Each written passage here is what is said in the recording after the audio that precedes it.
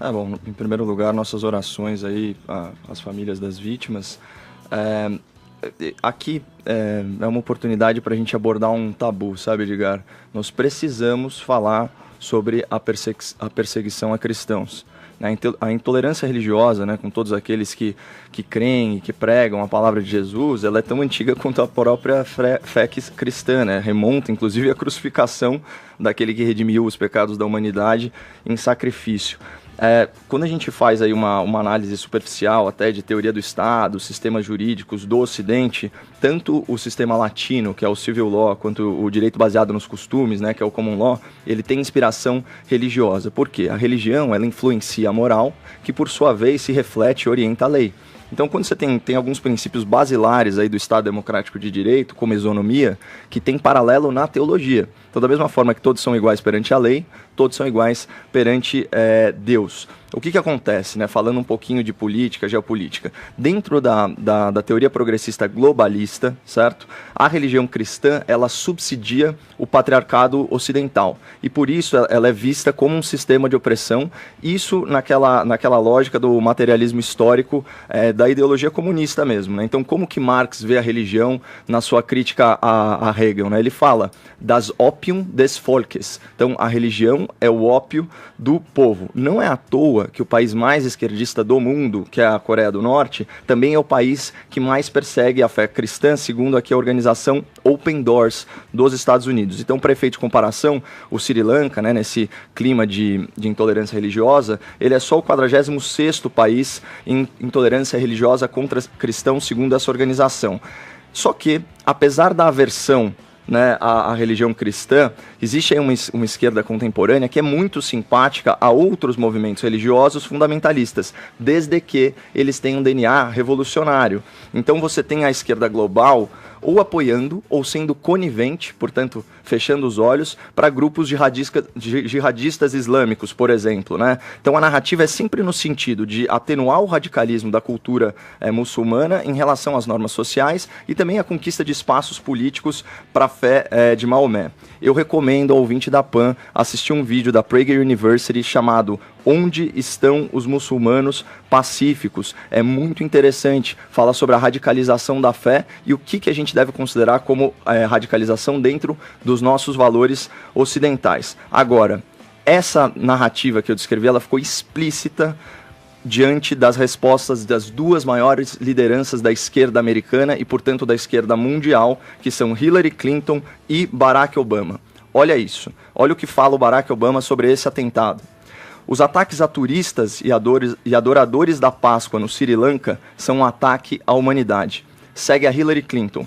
Neste final de semana sagrado para muitas fés, precisamos ficar unidos contra o ódio e a violência. Estou rezando para todos os afetados pelos terríveis ataques de hoje em adoradores da Páscoa e turistas no Sri Lanka. Ou seja, você intencionalmente omite a perseguição a cristãos. Isso vindo, né, do bloco ideológico que defende políticas identitárias, ou seja, que é mais propenso a rotular pessoas. É quase como se estivesse tirando isso porque não quer colocar o cristão como perseguido. Olha a diferença, por exemplo, da manifestação desse mesmo Obama naquela tragédia da Nova Zelândia. Olha o que ele fala. Michelle e eu prestamos condolências ao povo da Nova Zelândia. Nós estamos de luto com vocês e a comunidade muçulmana. Percebe isso? Esse é um exemplo muito bem acabado do que é o politicamente correto e de como ele é perigoso para a cultura ocidental, que não só é fundada na filosofia judaico-cristã, mas também no liberalismo clássico e naquela lógica do ceticismo cartesiano, né? De você sempre indagar, sempre questionar em busca da verdade. Qual que é a narrativa? Eles querem pintar o Islã como um sistema de crença tão pacifista e tão inclusivo e tão democrático como o cristão. Não é. Assim, longe de mim fazer qualquer generalização, eu sou entusiasta da liberdade de crença, mas o Islã não tem viés multicultural, de fato, em vários lugares você tem grupos extremamente radicais, organizados, você não vê isso mais no mundo cristão. Então eu deixo aqui também como recomendação para o ouvinte mais dois canais para se informar a esse respeito. Primeiro é o L'Observatoire de la Christianophobie, que é o Observatório da Cristofobia, tem um mapa interativo, fazendo tracking das denúncias, ou seja, se opondo a essa narrativa hegemônica de omitir a perseguição a grupos cristãos, e também o do Bernardo Kister, que é o youtuber especializado em teologia cristã, já foi nosso convidado aqui. Os 2 últimos vídeos dele são sobre esse assunto e eu recomendo muito ao ouvinte. Queria recomendar um perfil no Twitter, o perfil do Papa Francisco, @pontifex_pt, porque eu acho que a intolerância religiosa não é alguma coisa que a gente tenha que falar da diferença entre as religiões. Acho que a gente já falado que as religiões têm de igual. Que o presidente Jair Bolsonaro diz a grupos de interesse o que eles querem ouvir, aspas aí do Ciro Gomes. Para os amigos dele aí, esses corruptos da comunidade judaica, que acham que porque são da comunidade judaica, têm direito de ser corrupto. Corrupto, para mim, não interessa se é curdo ou cearense. Corrupto é corrupto, ladrão é ladrão. Ele disse para eles que ia transferir a embaixada do Brasil a custo de grana para a campanha. Depois chegou lá dizendo que não vai mais. Fecha aspas aí, disse o ex-governador do Ceará. Em nota, a confederação assinalou que, mais uma vez, Ciro Gomes os ataca de forma generalizada, agora chamando os membros da comunidade judaica de corruptos. Flagrante. Inclusive dá para citar um trecho da fala do Fefito na pauta anterior. Abre aspas para o Fefito. É verdade. Estereotipar a comunidade é estimular o ódio. Ora, esses corruptos da comunidade judaica que acham que porque são da comunidade judaica tem direito de ser corrupto. Que é isso?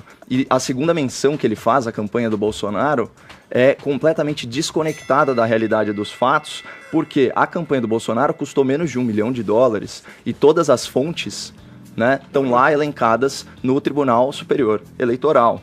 Aí que coisa, né? A única vez que o Ciro, na mediocridade dele, né, flerta com Shakespeare é no antissemitismo. Aqui fazendo uma referência ao Mercador de Veneza. O preconceito religioso, ele é sim um traço flagrante das elites do nosso país. É mais comum com o povo evangélico, mas o Ciro Gomes vive flertando com essa questão do nazismo, né?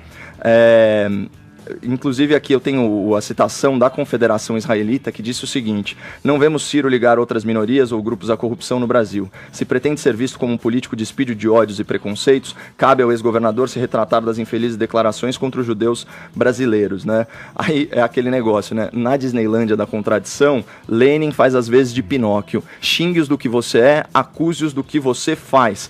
Todo mundo vai lembrar do episódio do Ciro Gomes na campanha no Rio Grande do Norte, falando o seguinte, abre aspas de novo para Ciro Gomes: eu estou muito preocupado porque lá no Sul, para cá, é muito forte a força desse discurso nazista, desse discurso violento, desse discurso do ódio. Ele se referia ao Bolsonaro, inclusive, como nazista, né? Deve ser o nazista mais amado da história de Israel, porque até o primeiro-ministro do país vem visitá-lo na posse. Mas, enfim, ele falando isso no Rio Grande do Norte, fazendo menção aos estados do sul do Brasil, ele está simplesmente estimulando nós contra eles em âmbito geográfico, inclusive atentando contra a unidade nacional ao inflamar as massas nesse sentido. Então, assim, é lamentável, é mais uma declaração completamente descabida desse político que se pretende ser a nova liderança da esquerda no Brasil, e é bom que morra pela boca mesmo. Fala mais, Ciro, aí a gente te conhece de verdade.